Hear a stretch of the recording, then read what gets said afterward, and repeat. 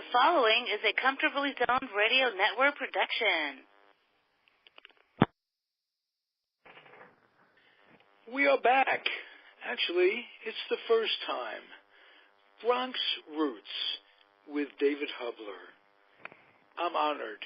David Hubler, how are you, sir? Very well, thank you, sir. And you? You're not freezing I was out so there, nervous. I'm sure. I didn't even identify. I'm Ralph Tycho, Comfortably Zoned Radio Network, and welcome to the air. You have been a part of the Comfortably Zoned Radio Network for a number of months, and you contribute to our memories, our shows. You're terrific. And we talked a little bit, and I thought that it would be wonderful if we can have you on a regular basis talking about where you grew up, the Bronx, New York City. What does the Bronx mean to you? Well, from the perspective of years being out of the Bronx, I'd say the Bronx is no longer burning, to put it mildly. There's been a tremendous turnover, change, or whatever you want. From the time I grew up there in the 50s and early 60s, and when I left, everything was fine. When I came back for a visit, half of the Bronx was destroyed. There were a lot of problems. You probably left in 58, 59? No. After I graduated from NYU, I went on to graduate school in New Hampshire. That's about the time, 65, 66, Okay. and then I went into teaching in Connecticut. But that's, I date the decline of the Bronx from the time I left. So,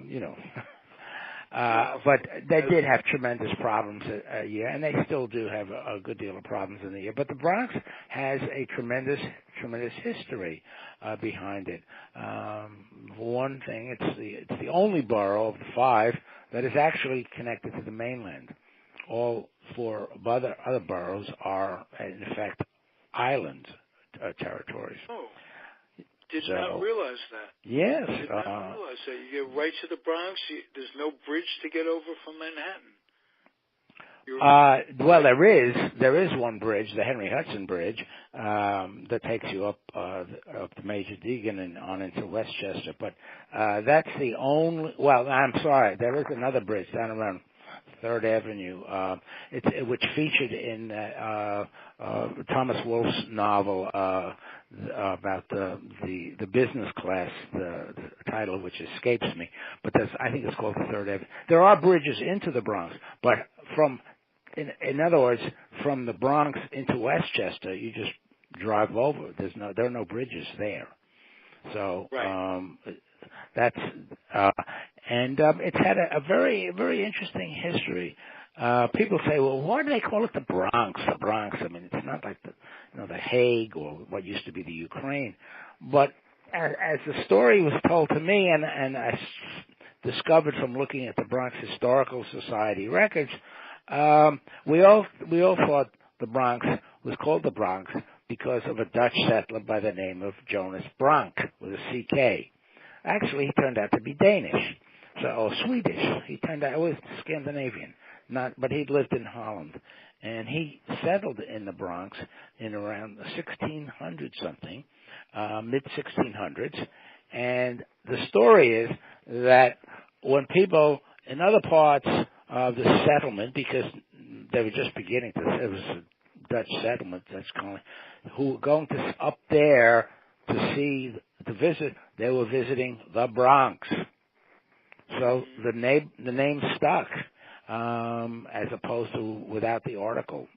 So that's why the Bronx is the Bronx. And I noticed just the other day on a promo for I think for something in the Bronx, the announcer called it Bronx.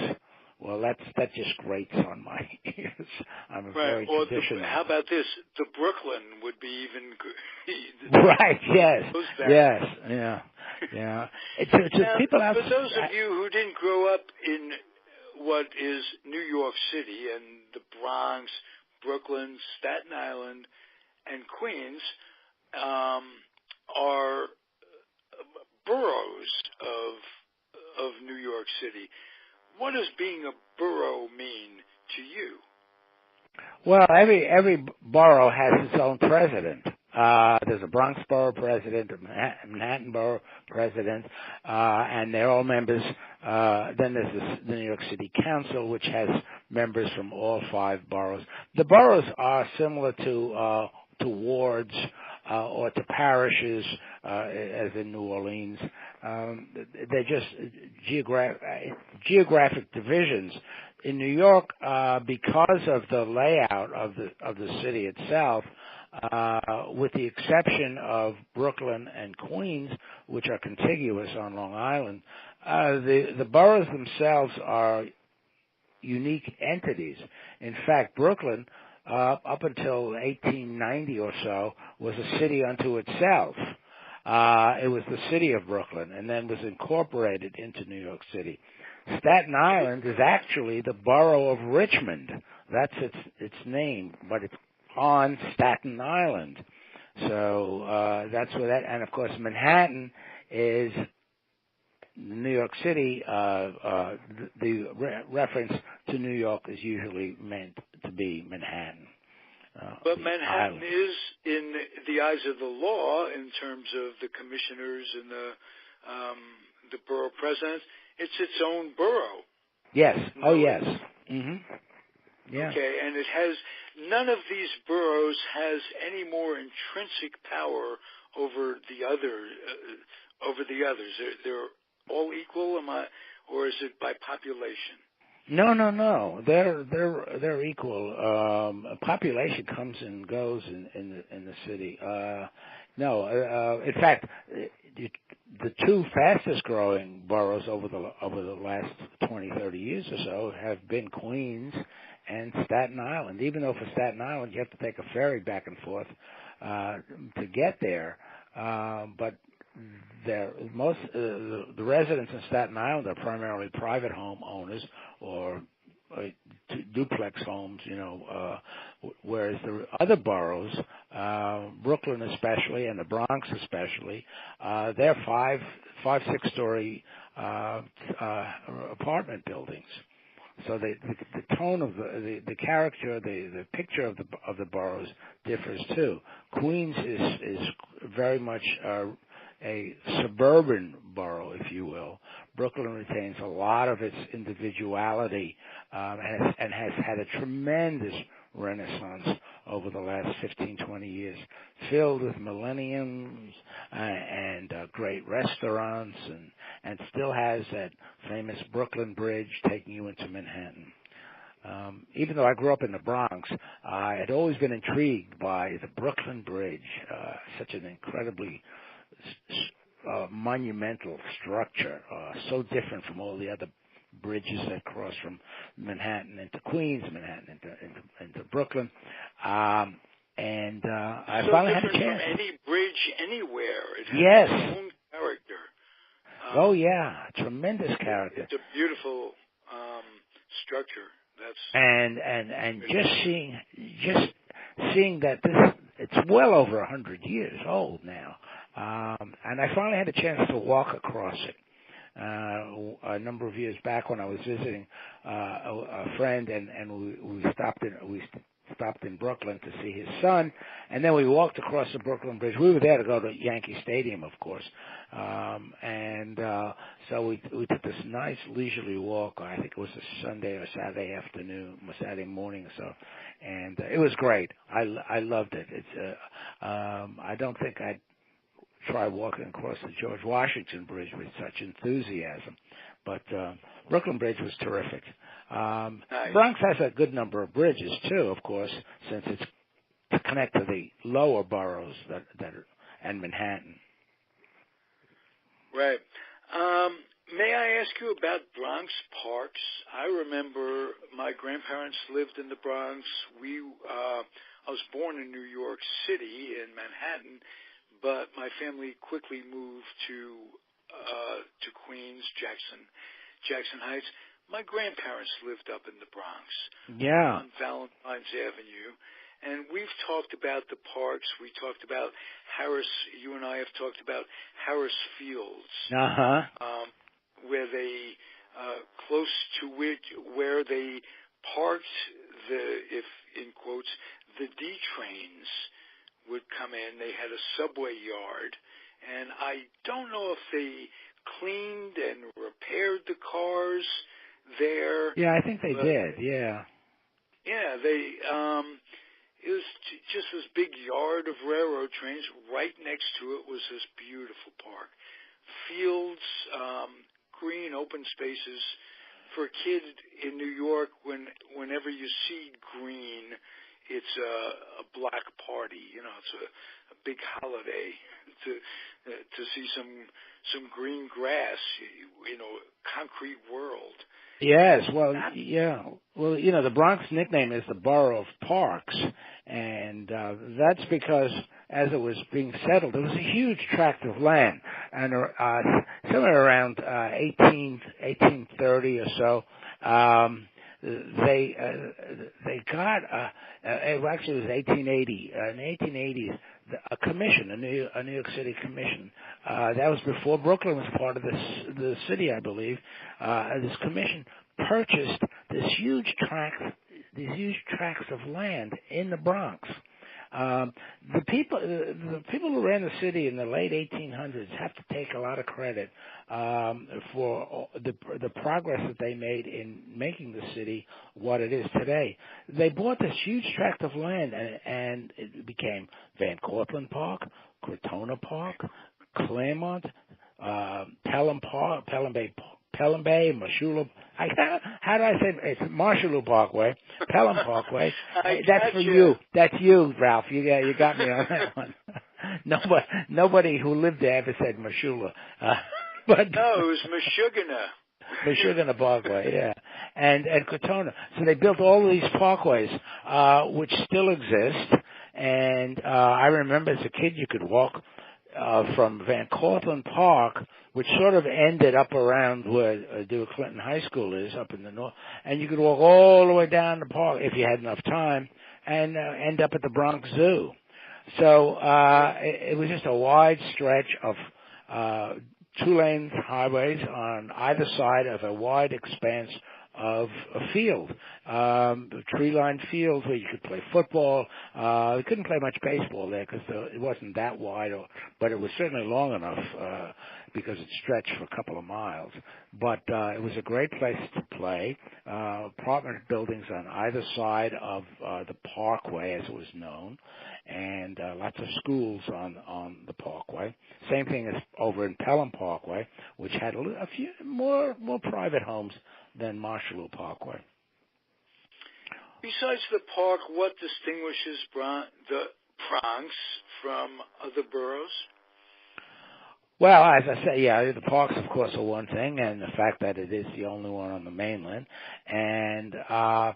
What about the mindset of the people compared to the other boroughs? Because each community is different in New York. Yeah, it's changed. You know, when I was growing up there were three predominantly groups: the Irish, the Jews, and the Italians. And I've always thought that I don't think among the three groups, or certainly among the Catholics and the Irish and the Italians, I don't think a Protestant family lived there at all, although that's not true, but it became a sort of standing joke. That the borough was primarily populated by those who, in fact, the first Catholic families, according to the Bronx Historical Society, moved in around 1744, and the first Jewish settler moved in just 10 years later. So, and then thousands of Germans apparently came in around 1848 because there was a failed revolution in Germany. I guess that was part of the German not reunification, but German unification efforts. And they settled in the Bronx. Brooklyn was, as I said, was a separate city. Queens was a farmland. You asked what attracts people to the Bronx. One of the areas that is not as well known as others is City Island, which became incorporated in the city in New York and in the Bronx, became part of the Bronx in the late 1800s. And it actually is an island on the east coast, eastern shore of the Bronx and the Long Island Sound. The Sound is on the western side, but it's a wonderful, wonderful fishing village that the film Long Day's Journey into Night was filmed there. It's so rural. There are no subways. No subway lines go there. Some terrific seafood restaurants.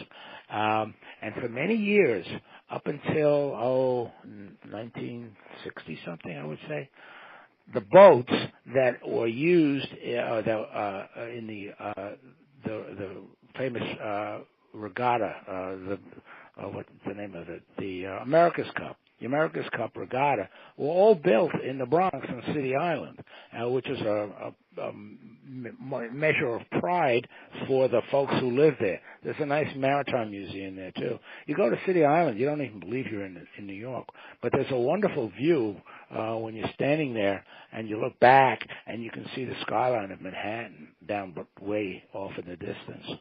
So that's one of the things. And then, of course, you've got Yankee Stadium. Which not only and the Grand Concourse. The Grand Concourse. Talked about that. The Grand. One of the things. What? No, the Grand Concourse was kind of a meeting place for folks. Oh yeah, and it was designed with the Champs-Elysees in mind. They had all this land, a tremendous amount of land to develop, and they thought a Champs-Elysees in the Bronx would be a good idea.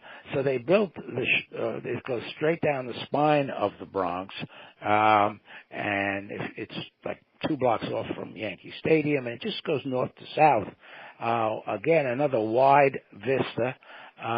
Lots of shops. The big crossroads, if you want to have a crossroads in the Bronx, it's Fordham Road and the Grand Concourse.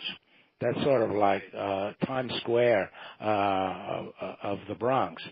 And lots of shops, lots of restaurants. One of the interesting features up there was what was once the Lowe's Paradise movie theater. One of the great grand movie theaters of the Baroque era, with large hallways and sweeping staircases up to the balcony, all carpeted. In the theater itself, if you were going to, and there were niches downstairs in the grand lobby with like fishing, like the fish bowls and stuff. And then you would go upstairs to this balcony, or you go inside, and the theater itself was designed to give you the feeling of being in paradise. The top of the building had this living sort of a frieze featuring statuettes and things, and the ceiling contained twinkling stars. Even during the movie, these stars and little cloud formations that would move across. When you went to the Paradise Theater from the 1920s on, it was a wonderful respite because, for one thing, it was one of the first theaters in America to be air conditioned, and Kate Smith was one of the first performers to entertain, to do a show there at the Bronx, at Lowe's Paradise on the Grand Concourse. She was an incredibly large entertainer in terms. She certainly was. Yes, she was. No pun intended in a way, but that woman had a presence. It was like Ethel Merman. Yes. These divas would come on stage and just simply take Pearl Bailey was that way. It was it was a presence. That's the best way of putting it.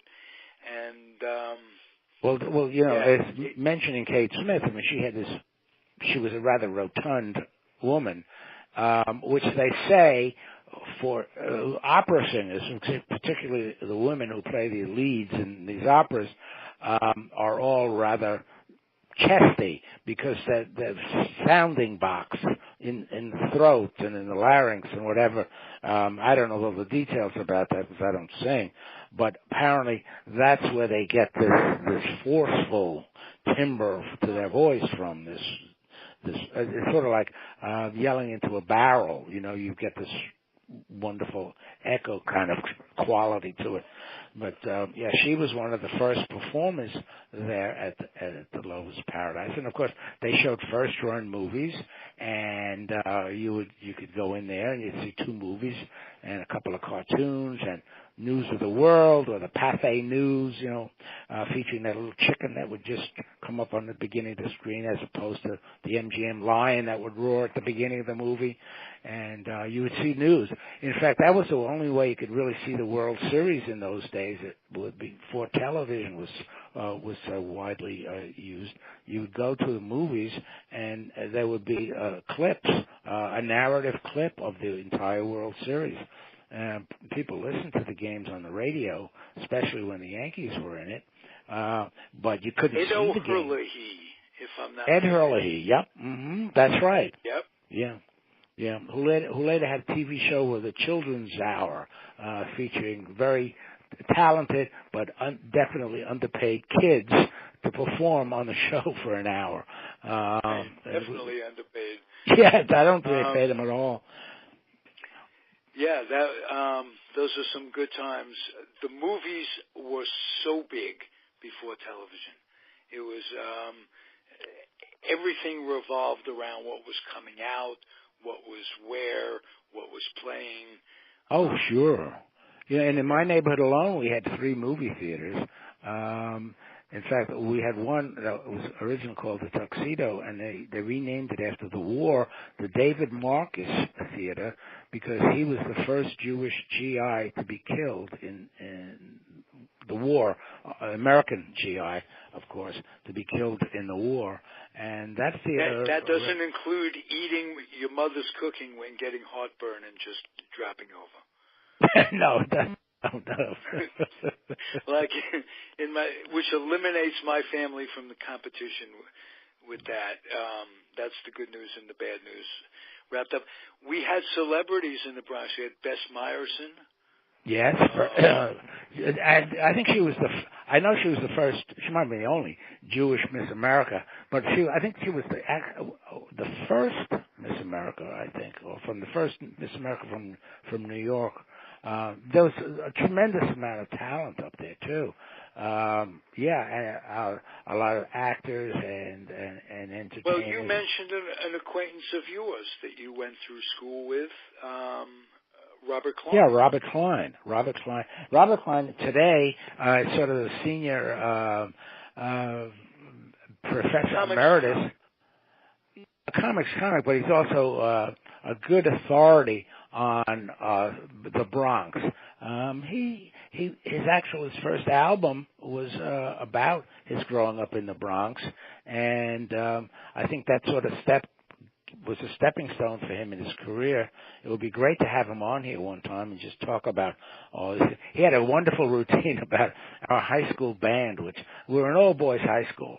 And the musicians were not particularly talented, and they would go to these not larger schools, but co-ed schools where they put more emphasis on bands during the football games and stuff. And he did this wonderful routine about this stumbling and fumbling band that would come out and try to entertain at halftime between the football games. So he had a couple of really funny routines about those games, and then of course he did a book years later, sort of autobiography of his years growing up in the Bronx, and he didn't live too far from me down one of the streets. But I got to tell you, one of the great neighbors of mine, if you want to call them that, we had 2 people grew up with me. One was a little older, one was the same age, and both of them are now unbelievably not only wealthy, but world known. And that would be Ralph Lauren and Calvin Klein. They grew up within walking distance of each other. And because of them, we all were very well dressed.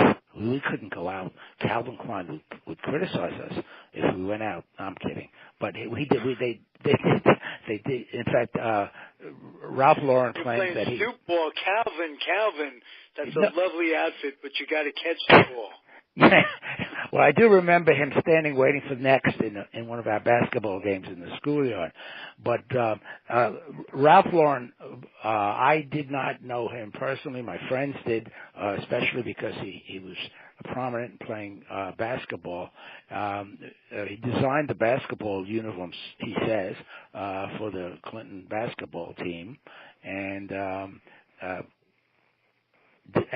went there, of course, and then and Calvin Klein went on to high school of fashion industry, something like that.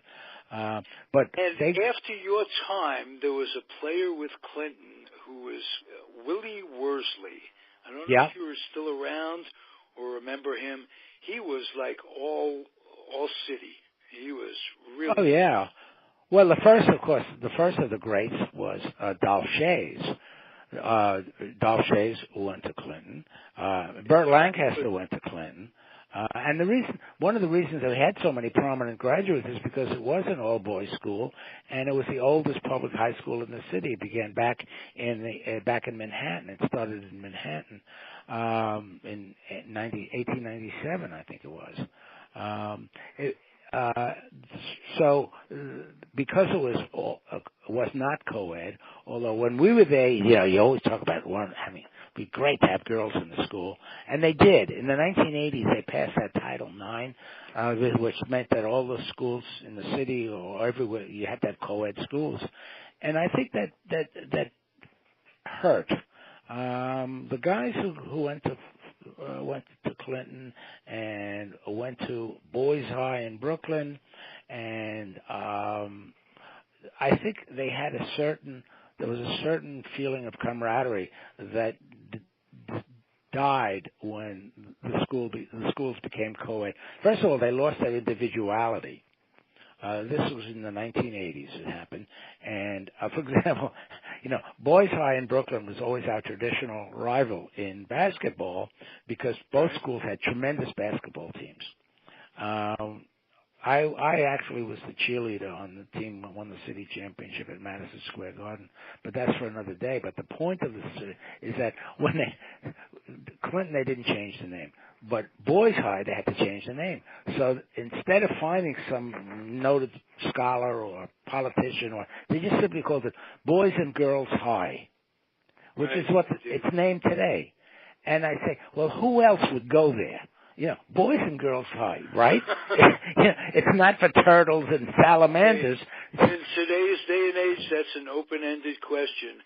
That could be a show of its own, David Hubler. Well, I'll tell you something. I went to the 100th anniversary dinner dance for Clinton, and everybody had a name badge and a year. And there was a woman there, and she had a name badge and a year. And several of us began, and Robert Klein was there too, he performed. And several of us began to look, her class year coincided with us. We didn't have any girls in the school at that time. So I leave it to your imagination as to how she managed to graduate she didn't graduate as a woman, but she became a woman. Well, good luck to her and a brach. Yeah. may she live forever. Yes. Yeah. Again, it's a changing world, and that's fine, and that really illustrates it. Thank you, David Hubler. This was a first wonderful start. We've laid the groundwork, introduced people to the roots of the Bronx, and I'm delighted you're doing this. Yes, it should be a lot of fun. We're going to try to get a number of people on with us who've lived in the Bronx. The guy I want on is your brother-in-law. Oh, yes. I'll have to convince Charlie. He told me he didn't have the voice for radio. I said, "What are you worried about? You have the Bronx accent." Tell him I've got a face for radio.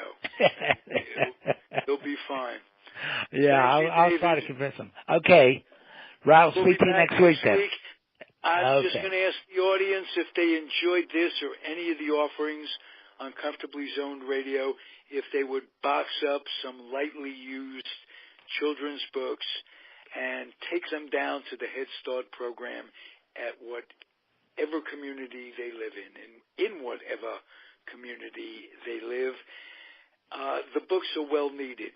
You get kids reading, you get them interested, you get them school ready. It would be wonderful if you would do that. I would appreciate it. I appreciate talking to you on a regular basis, and thank you again, David Hubler. Okay. Adios, everybody. Bye-bye. Well, Bye. sei gesund, David. Yes, you too. Bye-bye.